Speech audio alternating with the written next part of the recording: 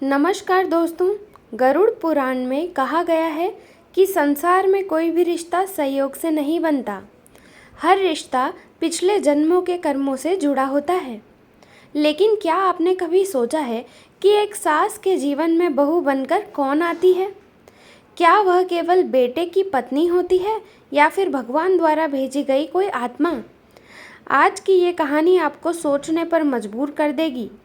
Video को अंत तक जरूर देखें। बहुत समय पहले वृंदावन के पास एक छोटे से गांव में गौरी देवी नाम की एक वृद्ध महिला रहती थी। वह भगवान श्री कृष्ण की बहुत बड़ी भक्त थी। सुबह 4 बजे उठकर स्नान करती, तुलसी जी की पूजा करती और फिर मंदिर जाकर भजन गाती।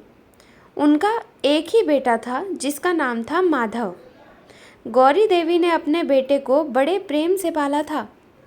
उनकी एक ही इच्छा थी कि उनके घर में एक ऐसी बहू आए जो पूरे परिवार को जोड़ के रखे। समय बीतता गया। माधव जवान हुआ और उसके विवाह की बात चलने लगी। कई रिश्ते आए लेकिन गौरी देवी को कोई पसंद नहीं आई।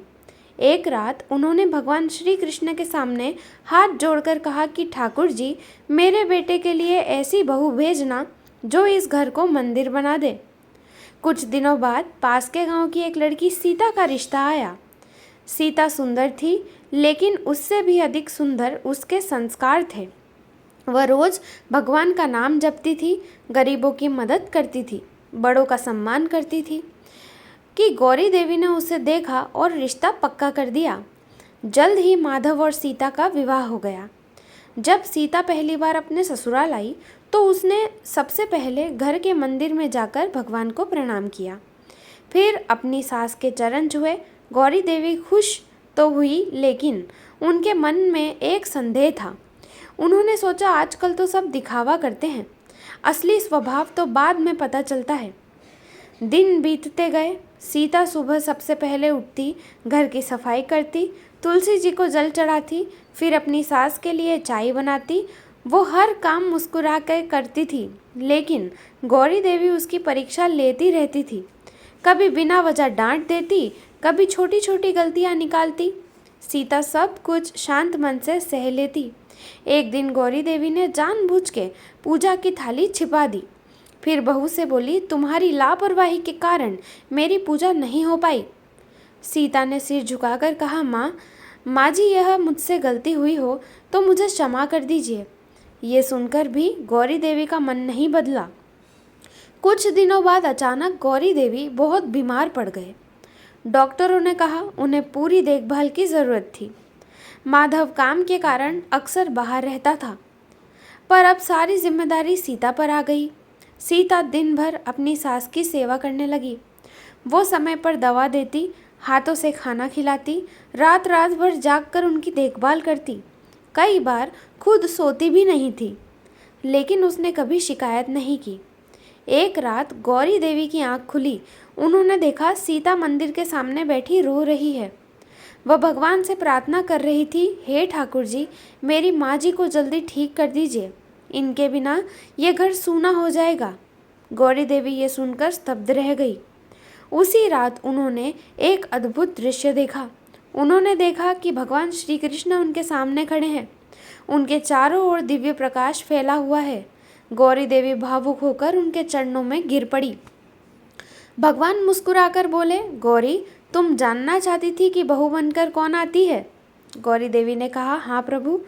भगवान बोले, संसार में कोई भी रिश्ता बिना कारण नहीं बनता।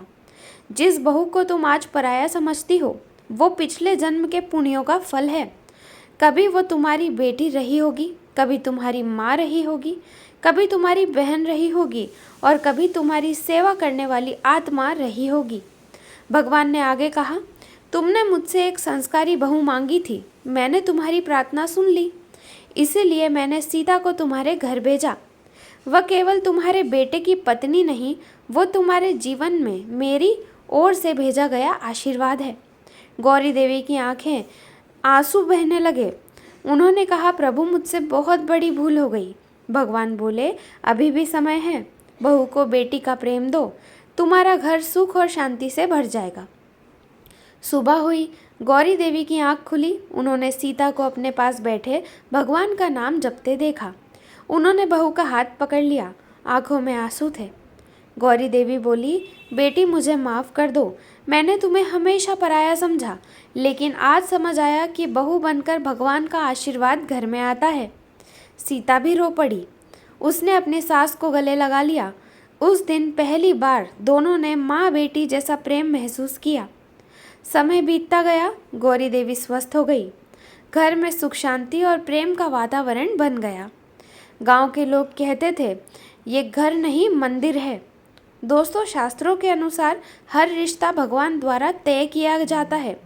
बहू केवल बेटी की पत्नी नहीं होती, घर की लक्ष्मी, परिवार का सौभाग्य और भगवान का दिया गया आशीर्वाद होती है। जहाँ सास बहू को बेटी समझे, बहू सास को माँ, वह स्वयं भगवान निवास करते हैं। राधे राधे, जय श्री कृष्ण। अगर आपको मेरी ये वीडियो पसंद आई हो तो मेरे चैनल को लाइक, शेयर और सब्सक्राइब करें। राधे राधे, जय श्री कृष्ण और अपनी राय कमेंट में ज़रूर लिखें।